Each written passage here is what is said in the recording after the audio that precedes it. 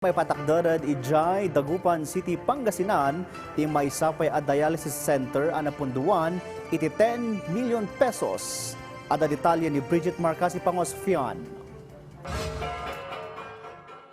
Marugyanan ti panakay patakder ti dialysis center ijay Dagupan City, Pangasinan, kalpasan ti groundbreaking ceremony anaangay iti Barangay Poblacion Oeste.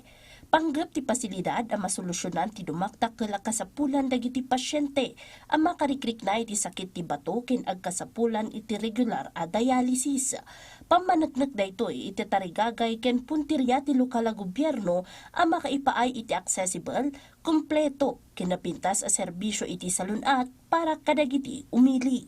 This project is more than just a construction of a building. It is the realization of our vision to bring life-saving medical services closer to our people, especially those suffering from chronic kidney disease who require regular dialysis treatment. Konkreto nga adang ti lokal a gobyerno ti dialysis center tapno may pasigurado nga awan ti Dagupenyo ang mailaksid iti serbisyo ti salunat gapu iti kinakurang ti kwarta ken kaadayo ti pasilidad. Nagyaman dagiti masaknan iti Barangay Poblacion Oeste gapu iti manamnama atulong ti pasilidad kadagiti residente ti Dagupan City. Nang runa dagiti adda iti adayo a lugar ang marigatan gapu iti plete nga agturong iti sentro nga agpataming. Malaking tulong po to sa ating syudad, hindi lang po sa aming barangay. Kasi po madaming matutulungan po ito, lalo-lalo yung may sakit sa kidney.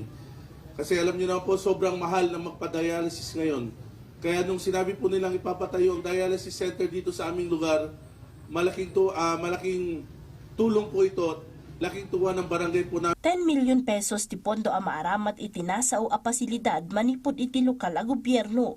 Plano ang maipasdag ti 10 aging 10 katdua a dialysis machines ken operational ti pasilidad iti lasod ti siyam a bulan. Napili ti Barangay Poblacion Oeste a lokasyon gaputa daytoy ti kaasitgan para kadagiti residente ti Dagupan ken kabangibang a probinsya. Libre po ang ating dialysis po.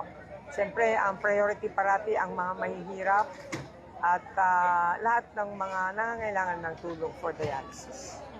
Bridget Marcasi Pangosfian para iti Pagilian.